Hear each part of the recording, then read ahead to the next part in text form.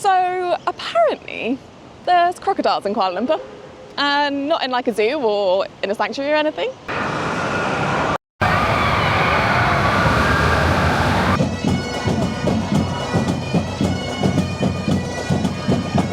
So we've woken up bright and early this morning to try and get as much in as possible today. So it's our first day exploring Kuala Lumpur. We're really excited to see what this city has in hold. So we're already getting our steps in today. We had plans to get the public bus to our first stop. Didn't quite work out, so now we're walking 25 minutes.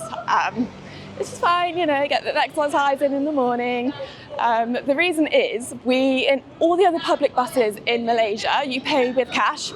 They only accept the right cash, but you always pay with cash.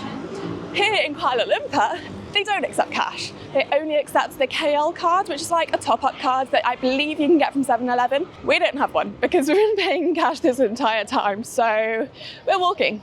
I believe it's the only bus we were planning on getting today, so it's not too much of an issue. And if we are planning on getting another one, we probably will get the KL card.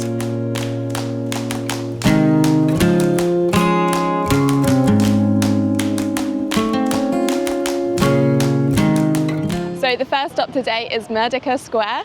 It is here that the Malaysian flag was first raised on the 31st of August 1957 to replace the Union Jack and to mark the end of British colonial rule in Malaysia. So it's a pretty important place for Malaysians. The flagpole was previously the world's tallest, measuring 95 metres.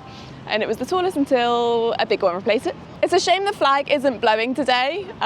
It's like perfectly still, there's not like a slight gust in the air. So yeah, it kind of just looks like a big pole at the moment, but it's quite cool. It's a nice place. It's quite peaceful. It's like very green. There's like a little water fountain, very like British style buildings, which is ironic. So we've just come to the Sultan Abdul Samad building, which is literally opposite Merdeka Square. And it was originally built in 1897 and was originally called the Government Offices Kuala Lumpur, which isn't the catchiest of names, but then it was renamed in, I believe, 1974 to Sultan Abdul Samad, which was the Sultan of the state which Malaysia belongs to. And apparently 4 million bricks were used during its construction.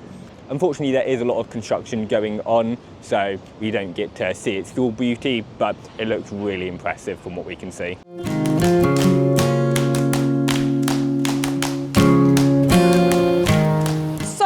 Apparently there's crocodiles in Kuala Lumpur, and not in like a zoo or in a sanctuary or anything. Had no idea.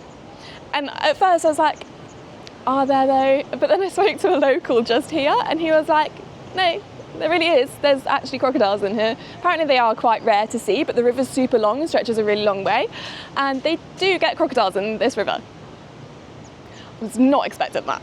So we've just come to this little river intersection, and it may not look like much, especially during the day, but apparently at night there's like a light show and like fog, and it looks really cool.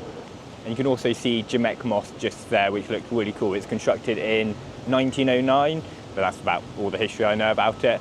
But it looks really impressive, and literally just on these walls over here is some really cool street art. And I must say, this probably rivals Georgetown as some of the best street art I've actually seen. It's so detailed and colourful, and it's got lots of animals, which is always a plus.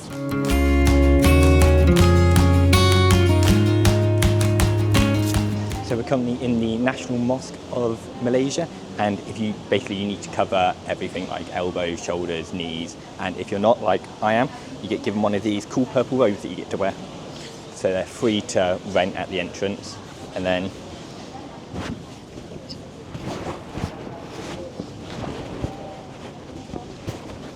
plop it on as elegantly as that. I don't think it is through the hole. I don't think it is through the hole. There you go. And then you can look super cool like me. So if you're male, you don't need to wear the hood, but if you're female, you do. Megan came in her Armani outfit, Yep. which definitely came in useful. If you haven't checked out our Oman video, I'll link it up there, but definitely came in useful now. Yes.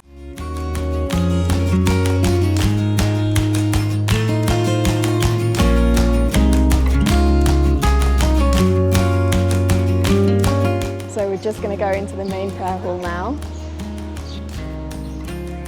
beautiful. It's got like the stained glass windows that go all the way around and some like beautiful but like a little bit more modest chandeliers. It's very pretty.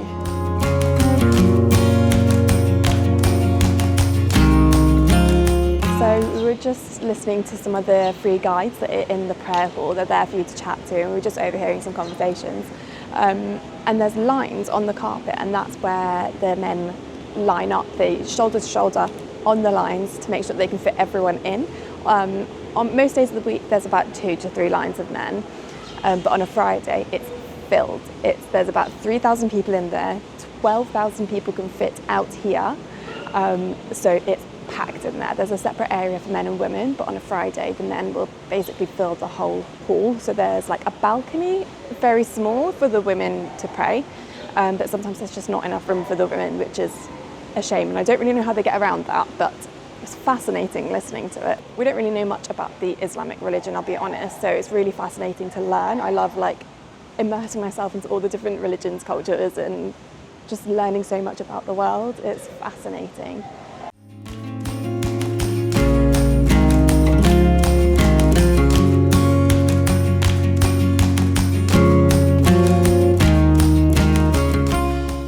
So this mosque was constructed in 1965, and its main point is a 63-metre high minaret that has a 16-point star that apparently is meant to resemble a closed umbrella for some reason. Not too sure why, but looks really impressive. It used to be like a pinkish colour, and then they basically changed it to like a blue and green colour now, and it looks really impressive. It's definitely somewhere really cool and unique to check out while you're in Kuala Lumpur. I haven't seen many people do it, but it's definitely worth a visit.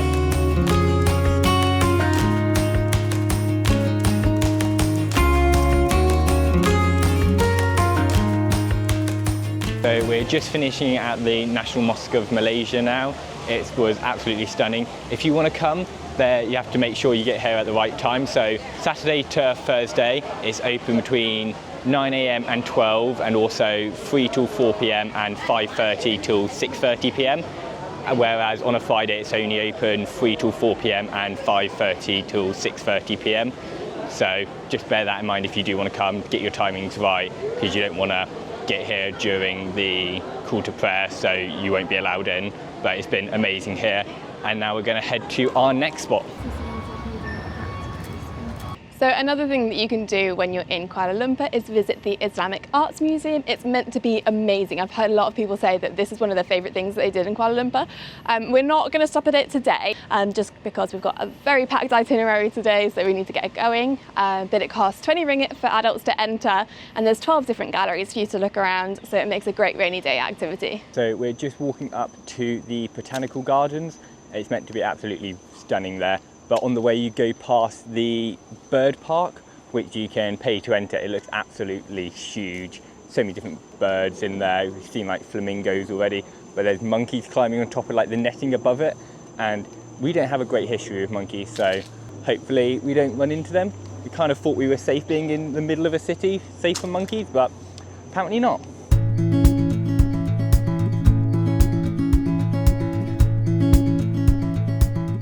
So we've just come to the Botanical Gardens, and it's absolutely stunning. It's huge. It's so much bigger than we realised.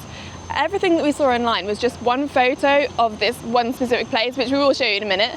But there's actually so much more to it. There's this huge lake with loads of really colourful fish. There's like fountains, so many like exotic plants and trees, and it's so peaceful. You can hear the birds tweeting, the cicadas in the trees. There's a deer park somewhere around here. I think there's a waterfall somewhere. There's the butterfly park, the bird park. So it's super beautiful.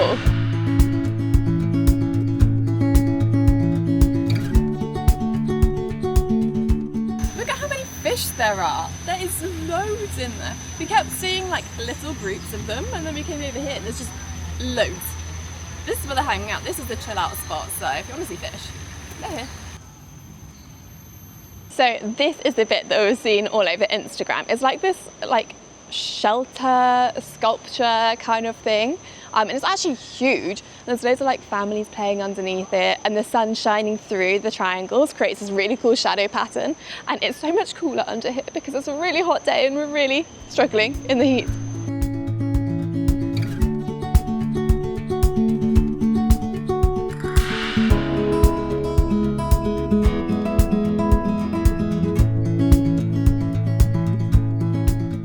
We found the mouse deer.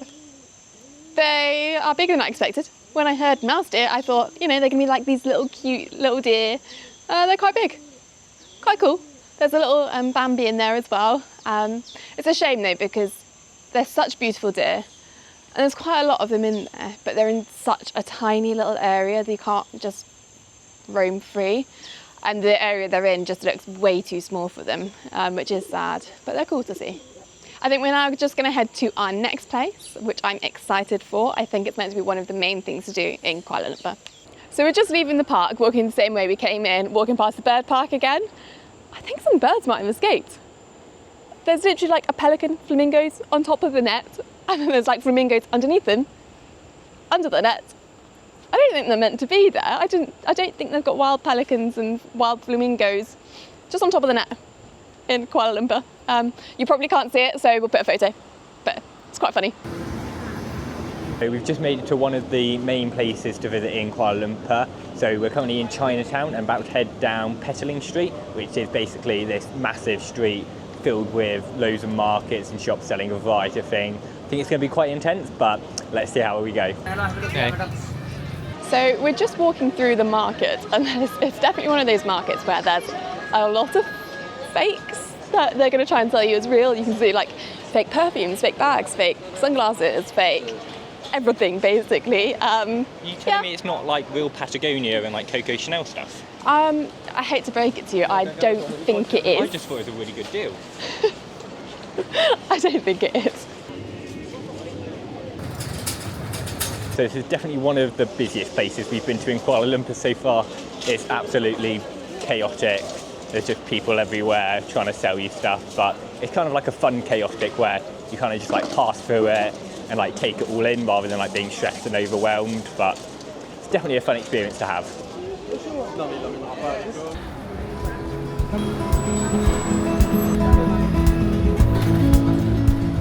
So now we've just headed down to Kwai Chai Hong, which is like a street full of like beautiful lanterns. I believe it's got a bit of street art a bit further down, which we might check out in a second. But it's just next to Petaling Street, so if you're down there you may as well come here and check it out because it currently looks amazing with all like the lanterns. It's a lot busier than most other streets, but it's really cool to check out. I feel like it would be cute if there were less people. I feel like the amount of people doesn't represent how beautiful it is, if that makes sense. I think it's a disproportionate, but it's pretty.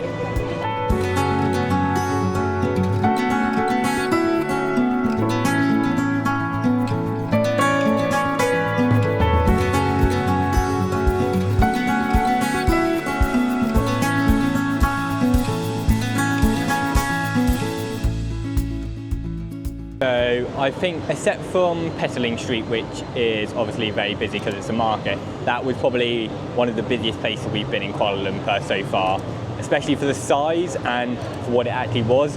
It was definitely way too busy, but it was interesting to see and fun to interact with the artwork again. But yeah, maybe if you're on a strict time schedule, maybe skip it, but it was still fun. If you're in the area, definitely check it out.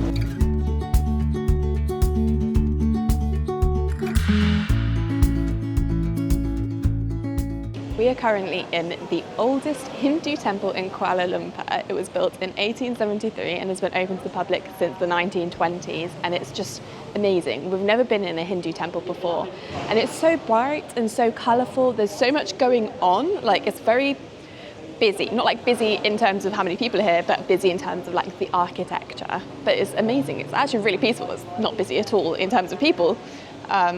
Yeah, very interesting to see. There's no official entrance fee. However, you do have to leave your shoes at the entrance, and to leave your shoes costs 20 cents per pair of shoes. So that's like the unofficial entry fee. I think you have to cover your shoulders and your knees. Everyone else kind of had, so I just put my shirt back on just to be sure.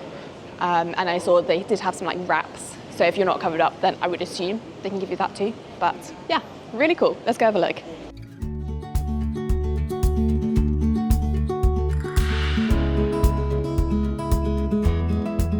So the main attraction of this Hindu temple is a 75-foot monumental tower that spans 5 tiers high, and apparently it's made up of 228 Hindu deities, and you can see them like all over. There's just so much detail, it's so much colour. It's really cool to check out and like look at all the tiny details in it. It's definitely a good place to come when you're in Kuala Lumpur. There's hardly anyone here, which is a surprise by how cheap it is and how cool it is, but definitely make sure you come here. Welcome to Rex KL. This is a whole like community and cultural site where there's so many different things going on, but at the centre there's this huge, beautiful bookshop selling so many different things. This used to be a movie theatre, and then it burnt down in 2002, and then they rebuilt it as a bookshop, which is so cool. It's very busy. But that just shows how popular it is, and we just love these kind of unique bookshops and creative spaces, so we're definitely going to go for an explore. So this place is such like a maze. You turn a corner and there's just loads more books, loads more like different sections you had no idea existed. I think we're heading upstairs now to probably more books, but it's such a cool place. So many like hidden little slots. Wow. Yep, there's more books up here.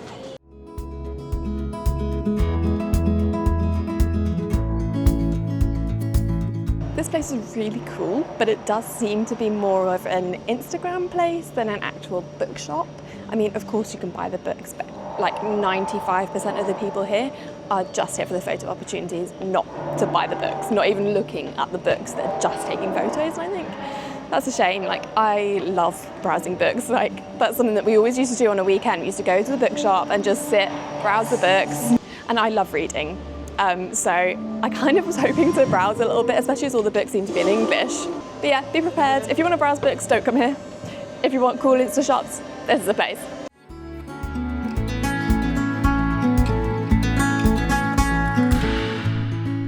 Okay, so this place is absolutely huge. I'm at the top now, and like you can see all the way down. There's loads of different levels, different stairs you need to climb. It's so cool. There's also like some kind of like immersive screen thing going over there. Don't know if you have to pay for that, but it's really cool to come and check out. It's honestly such a maze up here. I have no idea where I am. I think I've lost Megan, so probably try and find her. So I think we're going to head out of this Instagram shoot now, and hopefully head to somewhere a little bit less busy. No guarantees, but fingers crossed. So our next stop on our like self-guided walking tour is Merdeka 118. And not many people actually come and visit this place because I've got no idea why, but it's actually the second tallest building in the whole world. So it's 678.9 meters tall, which is absolutely crazy. And it's called Merdeka 118 because it's got 118 floors, which it is just enormous. We can see it from our hotel, and it's just taller than anything else around. It is absolutely crazy. But there is a observation platform and a hotel which I think is currently under construction, so hopefully by next year you'll be able to actually go up and have a look at the incredible views from the top. But I don't know why more people don't come here. I've got an idea of why people don't come here. It was only built in 2023, so I think most of the travel blogs and everything don't recommend it because it wasn't here when they came. So that's probably why, and that's why it's still under construction, why you can't go to the viewing platforms or anything yet, because they're still building them. So that's probably why. So I think they might also be building a shopping mall on the lower ground levels of Merdeka 118. So that'd be a cool place to check out and go for a little shop. Unfortunately, it's still under construction, but definitely a cool place to check out when it's open. But our next stop is a shopping mall that is actually open, and it has one very strange and peculiar attraction that I've seen nowhere else in the world. So we have made it to Berjaya Times Square. This place is such a huge maze. It's a shopping mall, but there's one very specific thing that we're looking for. Let's see if we can find it.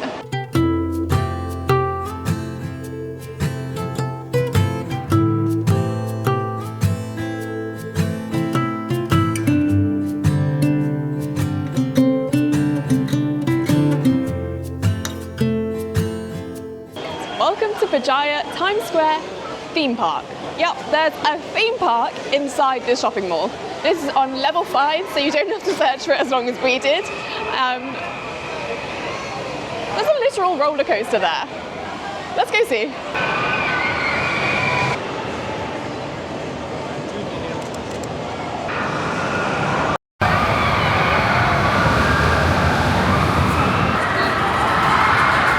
So it's official, this is the coolest place in the whole of Kuala Lumpur. There's just like massive roller coasters, like ball pits.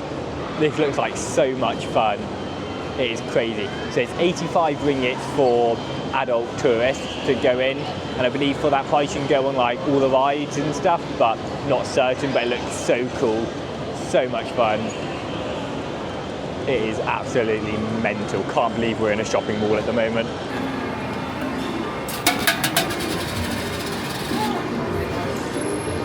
We've only got 1 ringgit, which is 1 token, so we can't go overboard here. But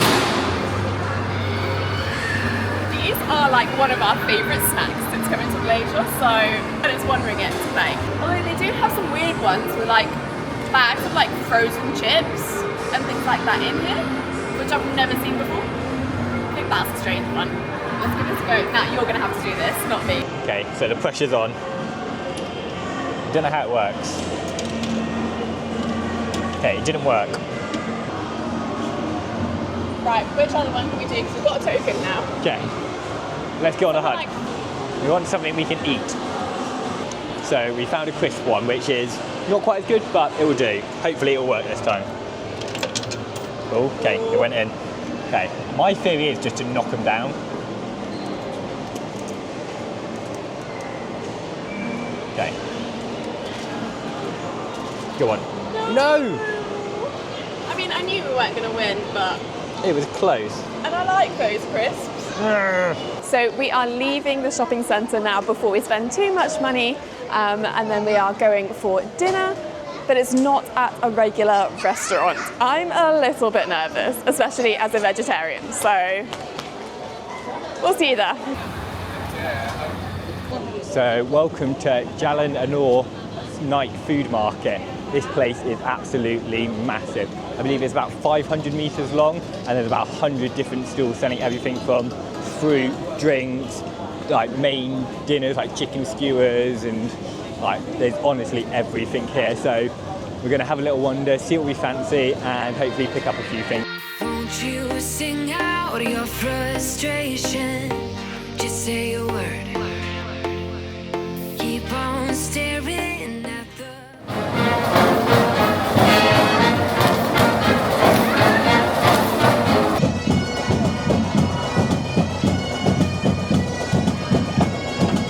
So we've just had dinner, and now we've suddenly joined like a random like flash mob. There's just a band playing this bagpipe, everything. I mean, we were... Have you in the Petronas Towers? Yeah, we were not expecting this. No idea what's going on or why, but it's a lot of fun. And look how many people are here.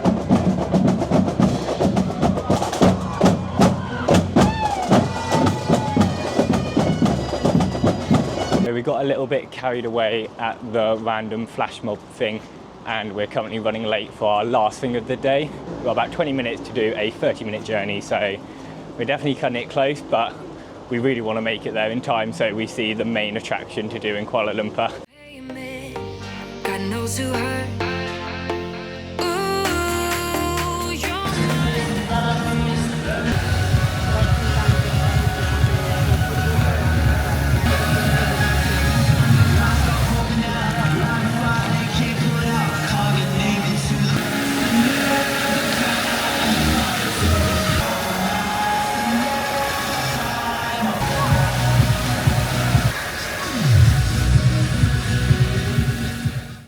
So we literally just made it in time for the end of the fountain and music show at the front of the Petronas Towers. So obviously no trip to Kuala Lumpur would be complete without a trip here, but it was absolutely stunning. Sadly we only saw the end of it, but apparently it's about 8 minutes long.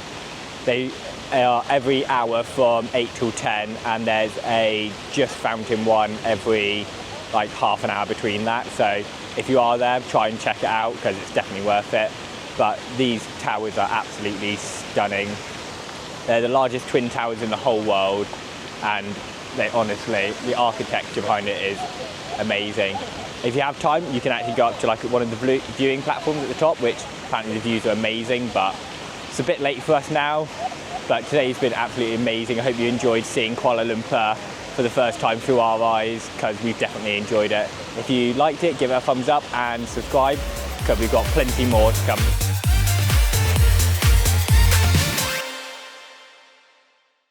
So these robes are really useful, except from if you need anything from your pockets underneath it, because then you can't like lift it up, so you kind of have to get in from a really weird angle. And I feel like I look quite strange, but Yeah, it looks... need my phone. Yeah, not most practical. It turns out there are actually pocket holes in it, which a lot more easy. I just look really weird then. Okay, so the pressure's on. Don't know how it works. Okay, it didn't work. Why is it not working? Currently not working.